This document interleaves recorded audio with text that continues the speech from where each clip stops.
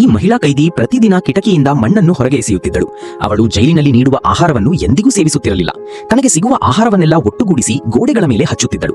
ಸೂಪ್ನಲ್ಲಿ ಬೆರೆಸಿದ ಉಪ್ಪನ್ನು ಗೋಡೆಯನ್ನು ಕರಗಿಸಲು ಬಳಸುತ್ತಿದ್ದಳು. ನಂತರ ಮನೆಯಲ್ಲೇ ತಯಾರಿಸಿದ ಕಬ್ಬಿಣದ ಚಮಚದಿಂದ ಗೋಡೆಯನ್ನು ಅಗೆಯುತ್ತಿದ್ದಳು.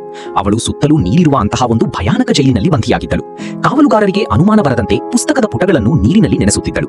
ಅವುಗಳಿಗೆ ಮಣ್ಣು ಹಚ್ಚಿ ಗೋಡೆಯ ಬಣ್ಣ ಬರುವಂತೆ ಮಾಡಿ ಅಗೆದ ರಂಧ್ರವನ್ನು ಮುಚ್ಚುತ್ತಿದ್ದಳು. ಅಗೆಯಲು ಹೆಚ್ಚಿನ ಸಮಯ ಸಿಗಲಿ ಎಂಬ ಕಾರಣಕ್ಕೆ ಅವಳು ಎಂದೂ ಹೊರಗೆ ಹೋಗುತ್ತಿರಲಿಲ್ಲ. ಕೋಣೆಯಲ್ಲೇ ಕುಳಿತು ಓದಲು ಇಷ್ಟವೆಂದು ಕಾವಲುಗಾರರಿಗೆ ಹೇಳುತ್ತಿದ್ದಳು. 3 ತಿಂಗಳ ನಂತರ ಅವಳು 500 ಮೀಟರ್ಗಿಂತಲೂ ಉದ್ದದ ಸುರಂಗವನ್ನು ನಿರ್ಮಿಸಿದಳು. ಅದೇ ದಿನ ಒಬ್ಬ ಉನ್ನತ ಅಧಿಕಾರಿ ಜೈಲಿನ ಪರಿಶೀಲನೆಗಾಗಿ ಬಂದಿದ್ದನು. ಇದೇ ತನಗೆ ಸರಿಯಾದ ಸಮಯವೆಂದು ಅವಳಿಗೆ ತಿಳಿದಿತ್ತು. ಅಧೀಕ್ಷಕರು ಅಧಿಕಾರಿಗಳ ಸ್ವಾಗತಕ್ಕಾಗಿ ಒಂದು ಕಾರ್ಯಕ್ರಮವನ್ನು ಏರ್ಪಡಿಸಿದ್ದರು. ಆ ಮಹಿಳೆ ಬಹಳ ದಿನಗಳಿಂದ ಹೊರಗೆ ಬಂದಿರಲಿಲ್ಲ. ಅವಳ ಸಹಕೈದಿಗಳು ಕೂಡ ಅವಳನ್ನು ಬಹಳ ದಿನಗಳಿಂದ ನೋಡಿರಲಿಲ್ಲ. ಇದರಿಂದಾಗಿ ಕಾವಲುಗಾರರು ಅವಳ ಮೇಲೆ ಹೆಚ್ಚು ಗಮನ ಹರಿಸುತ್ತಿರಲಿಲ್ಲ. ಅವಳು ಹಗಲಲ್ಲಿ ನಿಶ್ಚಿಂತೆಯಾಗಿ ತನ್ನ ಕೋಣೆಯ ಕಡೆ ನಡೆದಳು. ಕಾವಲುಗಾರ ಎಂದಿನಂತೆ ಅವಳಿಗೆ ಊಟವನ್ನು ತಲುಪಿಸಿದನು. ಊಟ ತಲುಪಿಸಿದ ಕಾವಲುಗಾರನಿಗೆ ಮಹಿಳೆ ತನ್ನ ಕೋಣೆಯಲ್ಲಿ ಓದುತ್ತಿರಬಹುದೆಂದು ಅನಿಸಿತು. ಅವನು ಬಾಗಿಲು ಬಡಿದರೂ ಒಳಗಿನಿಂದ ಯಾವುದೇ ಪ್ರತಿಕ್ರಿಯೆ ಬರಲಿಲ್ಲ. ಅವನು ಬೇಗನೆ ಬಾಗಿಲು ತೆರೆದು ನೋಡಿದಾಗ ಕೋಣೆ ಸಂಪೂರ್ಣವಾಗಿ ಖಾಲಿಯಾಗಿತ್ತು. ಅವನು ತಕ್ಷಣವೇ ಓಡಿ ಹೋಗಿ ಅಪಾಯದ ಗಂಟೆಯನ್ನು ಬಾರಿಸಲು ಶುರು ಮಾಡಿದ.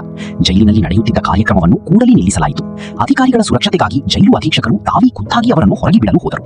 ವಾಪಸ್ ಬಂದ ಅಧೀಕ್ಷಕರು ಕೋಪದಿಂದ ಆ ಕಾವಲುಗಾರನಿಗೆ ಬೈಯಲು ಶುರು ಮಾಡಿದರು. ಅತಿಯಾದ ಸಿಟ್ಟಿನಲ್ಲಿ ಅವರೊಂದು ಪುಸ್ತಕವನ್ನು ಎತ್ತಿ ಗೋಡೆಯ ಮೇಲೆ ಎಸೆದ.